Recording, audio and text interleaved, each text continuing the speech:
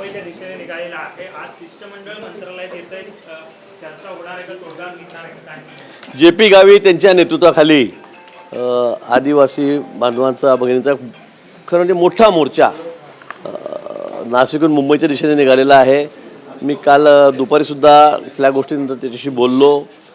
त्यानंतर रात्री 9 वाजता मुंबईला येत असताना मी त्यांच्याकडे मुद्दाम उलट दिशेने जाऊन त्यांच्या मोर्चाला सामोरं गेलं. त्यांच्याशी मी त्या ठिकाणी चर्चा केली आणि मी त्यांना विनंती केली की आपण मोर्चा या ठिकाणी थांबवा, चर्चेला या, आपले काही प्रश्न असतील. कारण मागे 4-5 वेळा ते मोर्चा घेऊन आले तेव्हा मीच सामोरं गेलो होतो. मीच त्यांची आणि मुख्यमंत्री मोदींची चर्चा घेऊन आणली होती. अनेक प्रश्न त्यांचे सुटलेले आहेत, पण काही प्रश्न त्यांचं म्हणणं आहे की अजून सुटलेले नाहीत आणि म्हणून आम्ही मोर्चा घेऊन येतो आहे. मी त्यांना विनंती केली की आपण मोर्चा इथे थांबवा. आपण एक शिष्टमंडळ 7-8 जणांचं त्यांनी काही 8-9 लोकांची नावं दिलेली आहेत. ते आज मंत्रालयामध्ये कॅबिनेट झाल्यानंतर 1.5-2 वाजता त्या ठिकाणी येतील.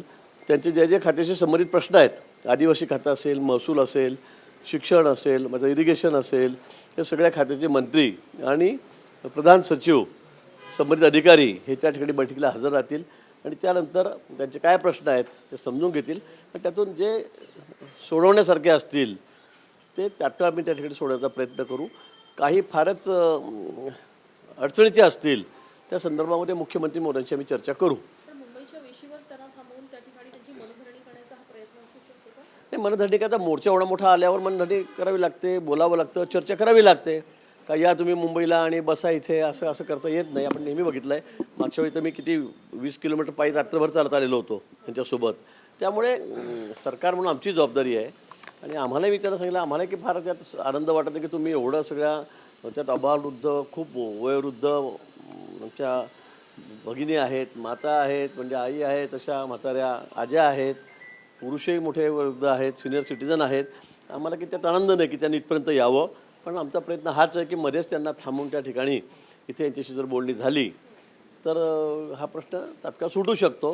हा लवकरही सुटला असता, पण मुख्यमंत्री महोदय आपल्याला माहीत आहे बाहेरगावी होते, बाहेर देशामध्ये होते. त्यामुळे मग त्यांना आग्रह होता की आम्हाला मुख्यमंत्री मुलांशी बोलायचं आहे आणि म्हणून मग त्याला 2 दिवस उशीर झाला.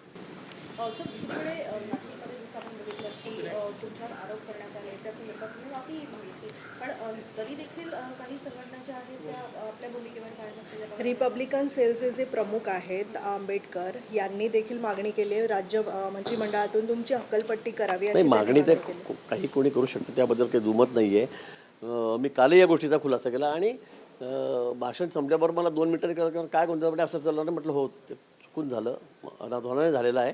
मी खरं दिलगिरी व्यक्त करतो. कोणाची भावना दुखवण्याचा माझा याच्यामध्ये उद्देश नाही आणि भारतरत्न डॉक्टर बाबासाहेब आंबेडकर यांच्याबद्दल मला नितांत आदर आहे. मी सांगितलं, माझ्या गावात सगळ्यात मोठा पुतळा आत्ताच गेल्या वर्षी एकही पुतळा नव्हता. शिवाजी महाराजांचा, छत्रपती शिवाजी महाराज आणि भारतरत्न बाबासाहेब आंबेडकर याचे दोघांचे सगळ्यात मोठे पुतळे मी त्या ठिकाणी उभारलेले आहेत. प्रत्येक आंबेडकर जयंतीला, बाबासाहेबांच्या जयंतीला आपण बघितलं असेल, एकमेव माणूस असेल मी राज्यामध्ये, एकमेव मंत्री असेल की पूर्ण वेळ त्या ठिकाणी मिळून घेतला जातो. त्या दिवशी निळा शर्ट घालतो 40 वर्षापासून, लेझिम खेळतो, ट्रॅक्टर चालवतो, नाचतोसुद्धा. मला वाटतं इतक्या उत्साहामध्ये मी जयंती साजरी करतो. माझ्या मतदारसंघात तुम्ही जाऊन विचारा, तुम्ही जिल्ह्यामध्ये विचारा, मी सांगतो म्हणून नाही. आणि तुमच्या चॅनलवर तुम्ही मागच्या 25-30 वर्षाच्या आंबेडकर जयंती तुम्ही चित्रपट बघा, त्यात फक्त गिरीश महाजन असतात. आणि म्हणून मला असं वाटतं की माझ्याकडे इतकं चांगलं वातावरण आहे, इतकं आमचा भाईचारा आमच्यामध्ये आहे, इतका बंधुभाव आमच्यामध्ये आहे. माझ्याकडे सगळे निवडून येणारे असे कडेकडे लोक हे BJPचेच असतात. एकही 40 वर्ष तुम्हाला दुसरा दिसणार नाही, दुसऱ्या पक्षात गेलेला दिसणार नाही किंवा निवडून आलेला दिसणार नाही. मग इतकं चांगलं वातावरण असताना एखादा शब्द माझ्याकडून राहून गेला. त्यामुळे मला वाटतं त्याचं असं इतकं त्याच्याबद्दल राजीनामा द्या, ॲट्रॉसिटी दाखल करा, इतकं चांगलं वातावरण माझ्याकडे आहे. माझ्याकडे आत्तापर्यंत मी तुला सांगतो, एकाही लग्नात, एकाही मरणामध्ये, सुखात, दुःखात, आजारी असेल, मी शेकडोने हजारो लोकांना, आमच्या दलित बांधवांना मुंबईला आणलं असेल. ॲम्ब्युलन्सची व्यवस्था, जेवणाची व्यवस्था, खावण्याची व्यवस्था, मी एकसुद्धा आतापर्यंत असं चुकलं असेल.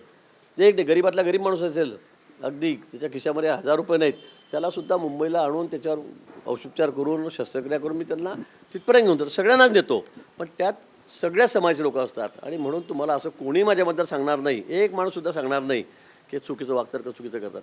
मला भारतरत्न बाबासाहेब आंबेडकरविषयी नितांत आदर आहे, नितांत आदर त्यांच्याविषयी. मला कुठेही त्यांच्याबद्दल काही आकस आहे का भावना दुखायची असायला कुठलाही विषय नाही. पण आता उगाच त्याच्यामध्ये आता झालेलं मी दिलगिरी लगेच 2 मिनिटात व्यक्त केली असं असताना सुद्धा मग काही लोक त्यात तुम्हाला जर काही राजकारणच करत असेल तर मग माझं त्यात नाईलाज आहे. सर, या घटनेनंतर तुमचे जे जयंतीचे व्हिडिओ आहेत ते सोशल मीडियावर व्हायरल होऊ लागले आहेत, पण त्याच्यावर दुसऱ्या बाजूने असं म्हटलं जातं की महत्त्वाचा दिवस आहे प्रजासत्ताक दिन आहे, या दिवशी संविधान अंगीकृत केलं, त्या दिवशी कशी काय विसर पडू शकतो? आता मी सांगतो अनावधानाने ते राहिलं, मी मान्य केलं, मी दिलगिरी व्यक्त केली, अजून काय केलं पाहिजे मला मला हे कळत नाही. मी आता दिलगिरी व्यक्त केली, माफी मागितली, मग आता एवढं असताना सुद्धा तुम्ही आता मग तुम्ही ठीक आहे तुमची मागणी, तर तुम्ही आता मी काय बोलणार त्याच्याबद्दल, मागणी तुम्ही काही करू शकता.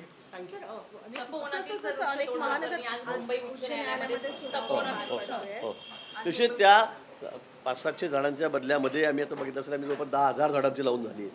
अजून आम्ही 10,000 झाडं लावतो, 20,000 झाडं मी त्या ठिकाणी लावतो. तुम्ही जाऊन बघा ती झाडं कशी 20-20 फुटाची हिरवीगार झाली आहेत, त्याला नवीन पालव्या फुटलेल्या आहेत, अतिशय सुंदर असं ते त्या ठिकाणी वनच तयार झालेलं आहे.